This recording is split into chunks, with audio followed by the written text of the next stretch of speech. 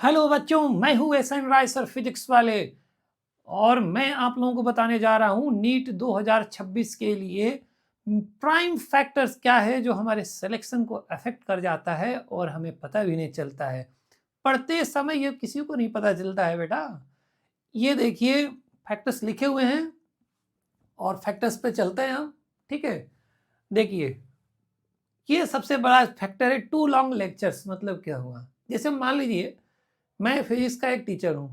मैं एक फिजिक्स के टॉपिक काइनेमेटिक्स के स्ट्रेट लाइन मोशन में एक सब टॉपिक पढ़ा रहा हूँ, फॉर एग्जांपल एवरेज वेलोसिटी।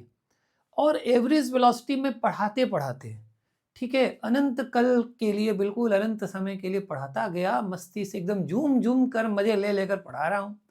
ढेर सारे आपको क्वेश्चन करा दिया, आप भी खुश हो गए, हाँ हाँ बहुत मजेदार सर पढ़ा रहे हैं, क्या बात है, मजा आ रहा है।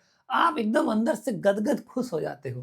क्या गदर, क्या डिलीवरी है सर की, एकदम एवरेज वेलोसिटी तो खोल कर रख दिया सर ने पूरा, हमको सब कुछ निकालने आ गया है।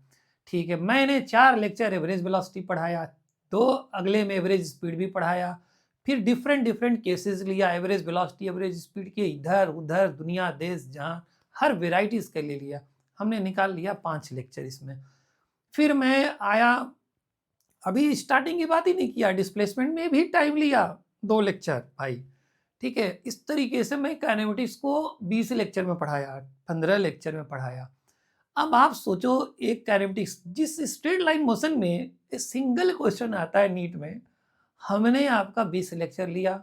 आप भी 20 लेक्चर लिए तो आप एक हफ्ते में अगर 4 लेक्चर लेते होंगे, आप ड्रॉपर बैच में हैं, तो ऑलमोस्ट हमारे समझ से ये 1 महीना से थोड़ा-सा कम, मतलब 3 हफ्ते गुज़ार चुके हैं। आपका टोटल कोर्स ड्यूरेशन 1 ईयर भी नहीं मिलता है, 12 मंथ्स कंप्लीट मिलता भी नहीं है, ठीक है? लास्ट के फेजेज़ में तो उनको वो भी नहीं मिलता है।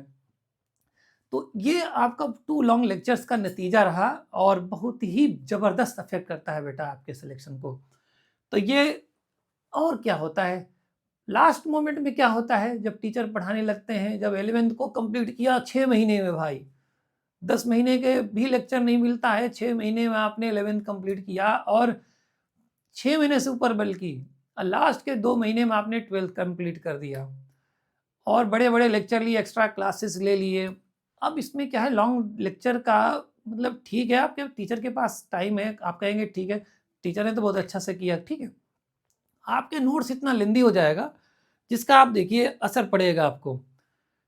लॉन्ग लेक्चर्स का असर होगा आपके नोट्स पे, लंबा हो जाएगा, आपके बल्कि हो जाएंगे स्टडी मटेरियल, और आप उसको कभी भी कंप्लीट रिवाइज नहीं कर पाएंगे। आप ये ध्यान रखना बात को, रिवीजन में ये बहुत बड़ा हर्डल क्रिएट कर देगा, ठीक है।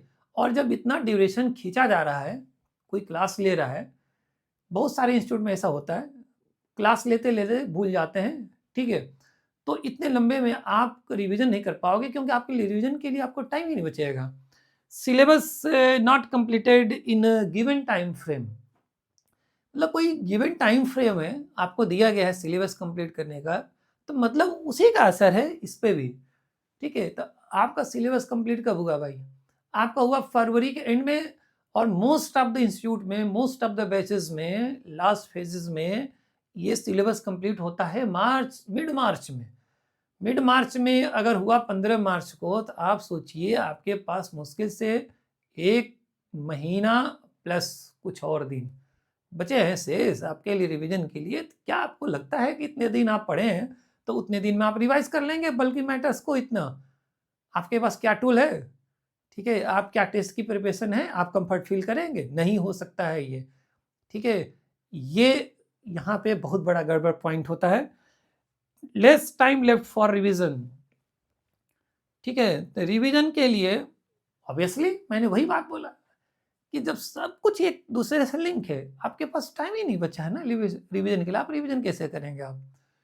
तो यही होता है जहाँ पे बच्चा समझाता रहता है, थ्योरी को क्वेश्चन बनाया रहता है, फिर तभी तो कहता है बच्चा कि सर पढ़ने में सब समझ में आ गया, सर समझ में आया, क्वेश्चन भी बनाया, बट मार्क्स नहीं आ रहे हैं, मार्क्स नहीं आ रहे टेस्ट में, बिल्कुल नहीं आ रहे, और नहीं आएंगे तो नीट्स में आपके कैसे आ जाएंगे, आप कैसे एक्सपेक्ट करेंगे आपका सिलेक्शन होगा, ठीक है। तो इन बातों को काफ़ी केयर करना होगा।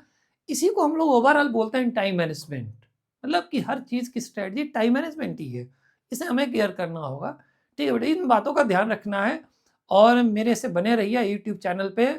एसएन राय सर के 14 करके हैं, एसएन राय सर आप खोजेंगे मिल जाएगा यूट्यूब चैनल पे, और बिल्कुल ही जुड़े रहिए और हम रह रह के इसमें टिप्स देते रहेंगे कैसे नीट के लिए तैयारी करना है, इवन जेई का भी बात करेंगे। ठीक है, और आपको शॉर्ट वीडियो भी मिलेंगे और इसमें जो भी नीट से रिलेटेड क्वेश्चन बैंक वगैरह वगैरह पीडीएफ सब कुछ अवेलेबल होगा। और धीरे धीरे हम आपको वेलकम करते हैं एसएनआर फिजिक्स में। Thank you.